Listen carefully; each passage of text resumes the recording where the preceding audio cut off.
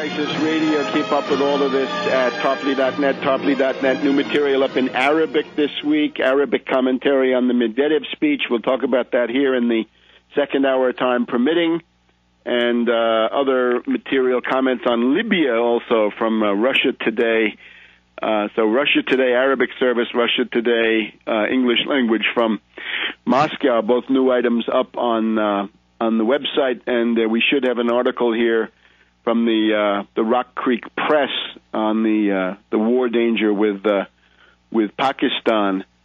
So the big danger here is now that the U.S., the Indian RAW, and the Mossad have this counter-gang Taliban, stage events with that and use that as the pretext for the cross-border raid. Again, the nation, CIA has created own Taliban to wreak terror havoc on Pakistan, claims Pakistani papers.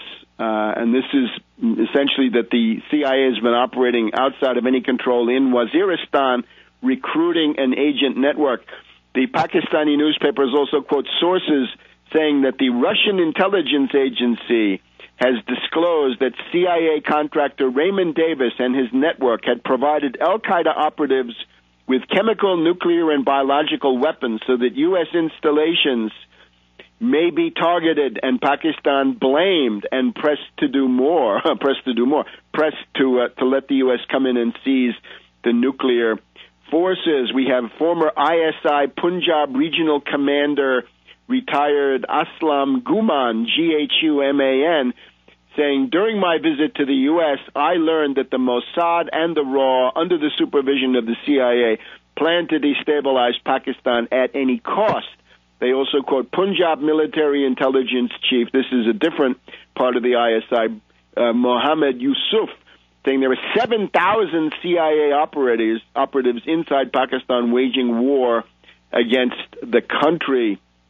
So you get the idea. Now, other possible scenarios, we now have a new head of al-Qaeda.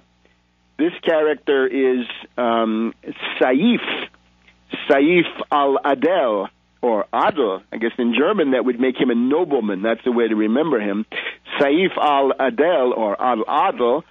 And this is supposedly the new head of al-Qaeda. And where's he located? Let me guess. Is he in Brooklyn? Is he in Chad? No, he's in North Waziristan. How convenient, how convenient. North Waziristan. Saif al-Adel of North Waziristan is now the new head of al-Qaeda. And there's even a story that the way this character gets to be there is the fault of Iran. So now you can get both. You can blame Pakistan because that's where Waziristan is, and you can blame Iran because somehow he was once in their custody and he was released in some kind of an exchange. Now, in the background, we've got the shooting, of course, the direct shooting. Tuesday of this week, May 17th, we have a U.S.-NATO military strike into Pakistan. This is exactly the scenario. Helicopters coming in, crossing the Pakistan border unauthorized, and now it looks like they were testing the Pakistani response, which was prompt. The Pakistanis opened fire immediately. They scrambled their own jets, their own helicopters. This is what the probe is designed to find out. And, of course, the U.S. and NATO helicopters, in their own right, opened fire. 2 Pakistani servicemen wounded. So, NATO strikes across the border, counterblows. The 20th of May, in the past 24 hours, near Peshawar, in a place called Abdaka Chowk. Now, you're going to get to know these places the way you used to know the map of Iraq, right, from Tikrit to the Triangle of Death and all of that. This is what it's come to. Near Peshawar, anyway, not so far from Afghanistan, and the Khyber is the idea. A nest of agents since the early 1980s and the Soviet presence in Afghanistan. This was the staging area.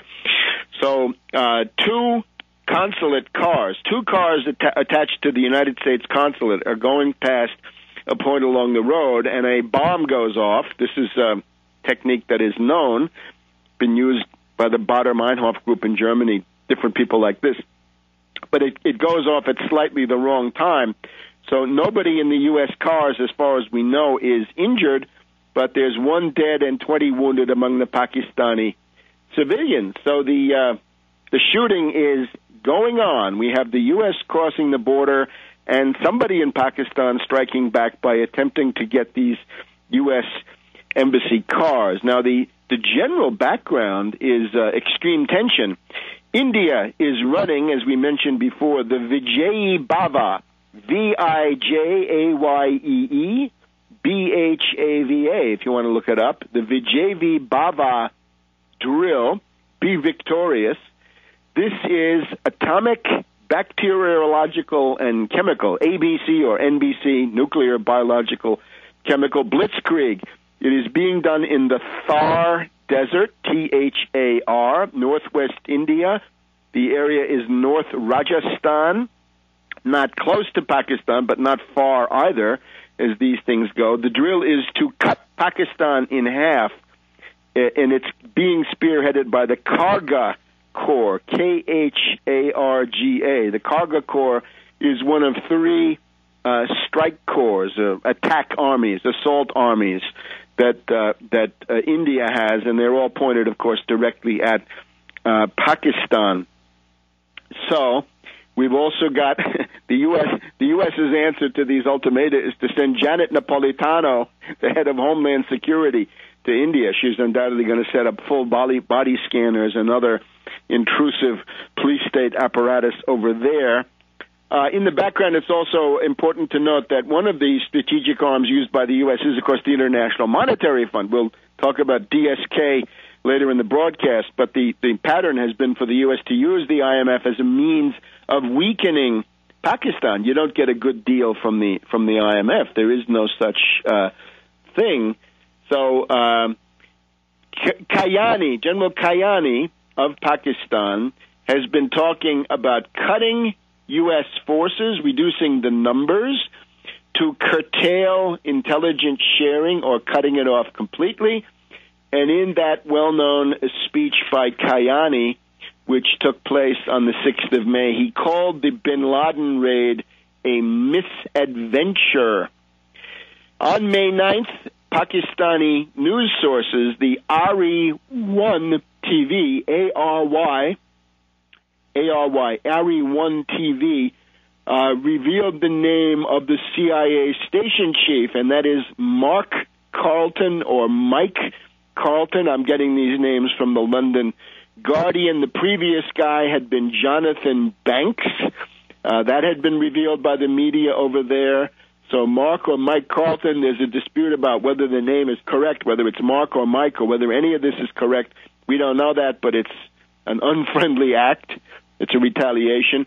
And a lot of people say, well, what does the ISI chief know about this? Let's get to know him. Shuja Pasha, Shuja Pasha, Shuja Pasha, the head of the ISI. You've also got, in terms of shooting and killing, Predator drone attacks have now been stepped up. We had one Predator drone attack on the 6th of May, another one on the 10th of May, on the 12th of May, the 13th of May, the 16th of May, and these could be coming at any time.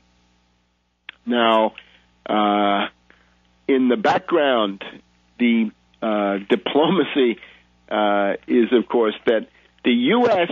is talking about the great desire of the U.S. to hit the Haqqani network and to hit it at the top. That would be a guy called Sirajuddin Haqqani, the boss of the Haqqani. The name of the Haqqani network comes from him. The U.S. says it's time to go in and kidnap or assassinate him. So there's another cover story for the cross-border raid. We'll be back in a minute.